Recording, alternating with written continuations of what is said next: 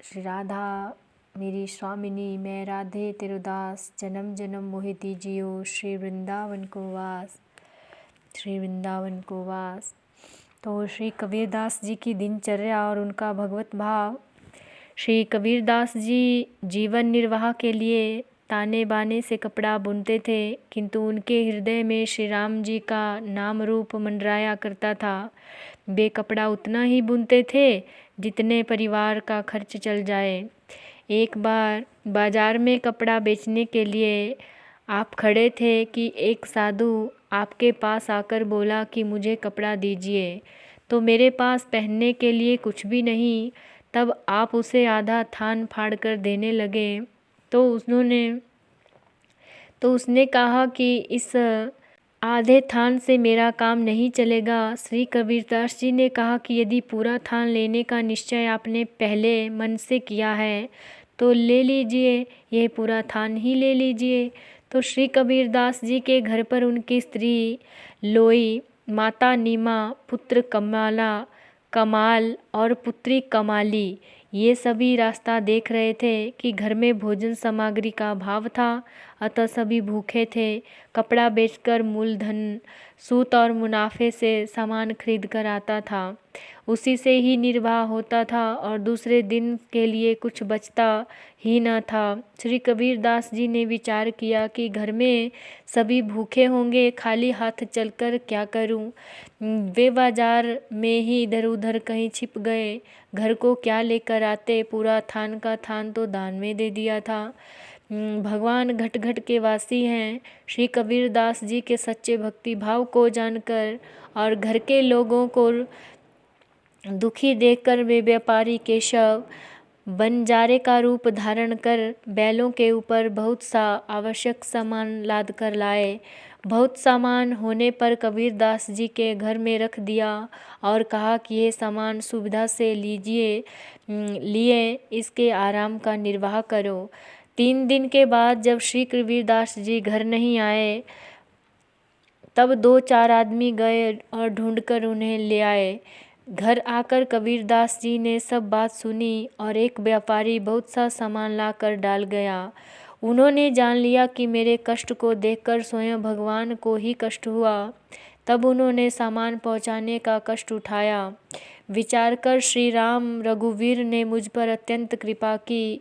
आप परमानंद में मगन हो गए और उसी समय भक्तों की भीड़ को बुलाकर श्री कबीरदास जी ने सारा सामान लुटा दिया। ताना बाना, कपड़ा बुनना सब आपने छोड़ दिया।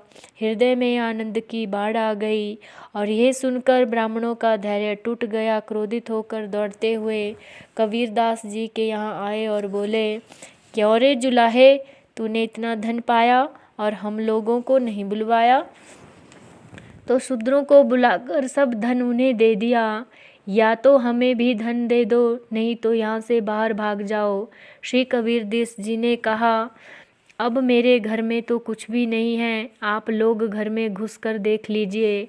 यदि आप नहीं मानते तो यहीं बैठे, मैं मंडी में जाता हूँ, कुछ लोग मिलेंगे तो लाकर दे दूँगा। यह कहकर कबीरदास जी ने बड़ी कठिनाई से अपना पीछा छुड़ाया और मंडी में जाकर छिप गए। इस प्रकार उन्होंने संकट को टाल दिया और इसी समय भगवान कबीरदास जी का रूप धारण करके आए और बहुत सा धन लाए। उन्होंने आदरपूर्वक ब्राह्मणों को धन देकर उनका समाधान किया। वे लोग धन लेकर बड़े सुखी हुए। इस प्रकार भगवान अपने भक्त की उज्जवल कीर्ति को संपूर्ण जगत में प्रकाशित किया। श्री प्रियदास जी ने कबीरदास जी की आजीविका और भगवत भक्ति का वर्णन करके अपने कवित्तों में इस प्रकार किया। बीने तानो बानो हिये राम मंडरानो कही, कैसे के बखानो वह रीति कछु न्यारी। उतनोई के जामे तन निर्वाह होए, भोए गई और बात भक्ति लागी प्यारी। ठाडे मंडी माज भट्ट बेचन ले जन को, आयो मोकु देहु देह मेरी है उधारिये। लगी देन आदो फारी आधे सो न काम होत। दियो सब लियो जो पे ये है उधारिये। तिया सुत मात मग देखे भूखे आवे कब। दबी रहे हाटनी मेल्याओ कहाँ धाम कियो। सांचो भक्ति भाव जानी निपट सुजान वो तो। कृपा के निधान गृह सोच पर श्याम को। बालद धाये दिन 3 यो बिताए जब। आए घर डारी देई हो आराम को। माता करे सोर को हाकिम मरोरी बांधे। डारो बिन जाने सुत लेते नहीं दाम को। गए जन 2 4 ढूंढी के लिवाए ल्याए। आए घर सुनी बात जानी प्रभु पीर को। रहे सुख पाए कृपा करी रघुराए देई। छिन पे लुटाए सब बोली भक्त पीर को।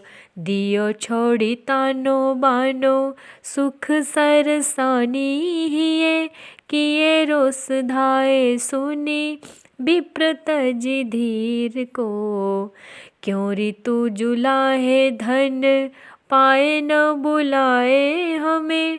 सुदृन को दियो जावो कहे यो कबीर को। क्यों जो उठी जाऊं कछु चोर धन ल्याऊं निज। हरि गुण गाऊं को राह में न मारी है। उन्हीं को ले मान कियो याही में अपान भयो। दयो जो पे जाए हमें तो ही तो जियारी है। घर में तो नाही मंडी जाहि तुम रयो बैठे। निठी के उछुड़ायो पेड़ो छिपे व्याधि टारिये। आए प्रभु आप द्रव्य ल्याए समाधान कियो। लियो सुख होए भक्त कीर्ति उजारी है। आए प्रभु आप द्रव्य ल्याए समाधान कियो। लियो सुख होए भक्त कीर्ति उजारी है। कीर्ति उजारी है। श्री राधे श्याम। जय जय श्री राधे।